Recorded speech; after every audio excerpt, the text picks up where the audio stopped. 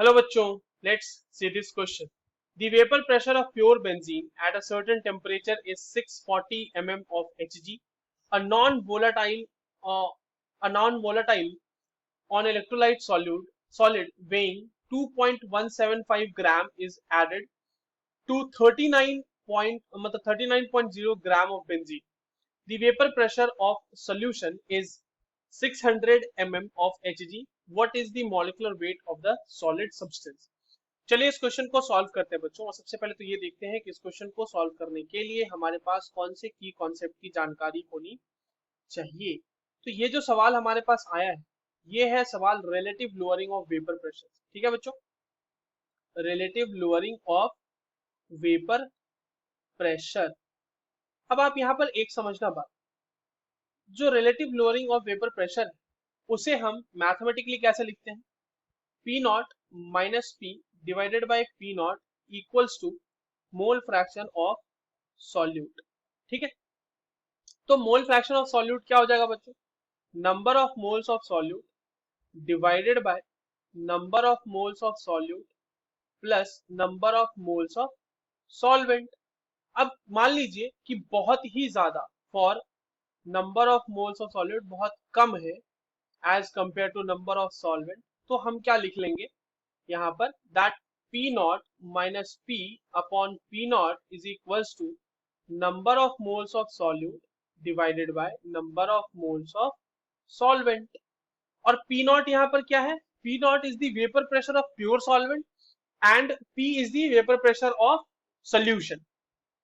ठीक है, हमारे पास दोनों की वैल्यूज दी हुई है। देखो लास्ट लाइन में वेपर प्रेशर ऑफ सोल्यूशन दिया हुआ है 600 mm ऑफ Hg, और प्योर बेंजीन जो हमारे सॉल्वेंट की तरह एक्ट कर रहा है उसका भी हमारे पास वेपर प्रेशर दिया हुआ है 640 mm ऑफ Hg।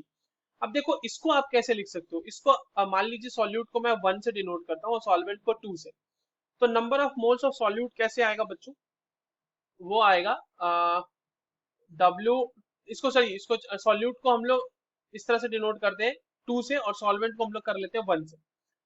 तो ये हो जाएगा W2 divided by M2 into ये हो जाएगा W1, और अपॉन में M1 होगा, बट वो ऊपर जाके क्या हो जाएगा M1, इस तरह से, है ना। तो हमने सॉल्वेंट के लिए 1 यूज किया है और सॉल्यूट के लिए हम लोगों ने 2 यूज किया है। अब हमारे पास निकालना क्या है बच्चों?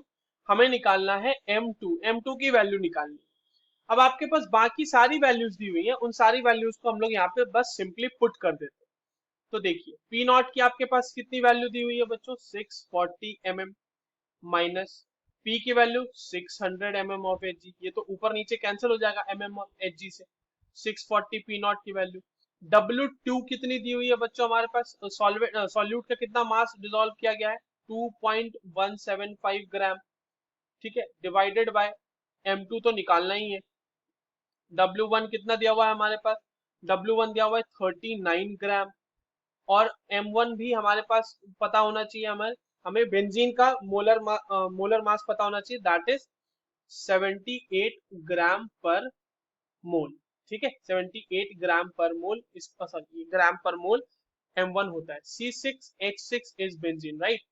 तो 12 होता है कार्बन का एटॉमिक मास, उसको 6 से मल्टीप्लाई कर दिया, और एक होता है हाइड्रोजन का, उसको 6 से मल्टीप्लाई किया, तो यहाँ पर से आ जाएगा 78 मॉलिकुलर मास है और मॉलिकुलर वेट है या कह लीजिए।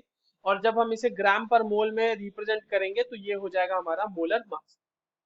तो यहाँ पर से अब हमें M2 की वैल्यू निकालनी है बच्चों, जो कि हमारे पास बहुत ही सिंप्लीफाइड हो चुका है। तो M2 की वैल्यू क्या हो जाएगी हमारे पास? M2 की वैल्यू हो जाएगी 2.175 into 78 into 640 divided by 40 into 39, और ये वैल्यू आएगी हमारे पास ग्राम पर मोल में। और इसको ये बहुत ही सिंपल मैथ्स है, अब यहाँ पर तो कैलकुलेट करने के बाद ये कितना आ जाएगा? 65.25 ग्राम पर मोल, एंड दिस इज दी। और अगर आप इसको सिंपली ग्राम में रिप्रेजेंट करते हो तो आपके पास मॉलिक्यूलर वेट आ जाएगा। ग्राम पर मोल में अगर रिप्रेजेंट कर रहे हो तो वो मोलर मास है। ठीक है, so the correct answer for this question is 65.25 gram. Molecular weight पूछा है हमसे, right? So that is the answer. I hope you understood this well. All the very best.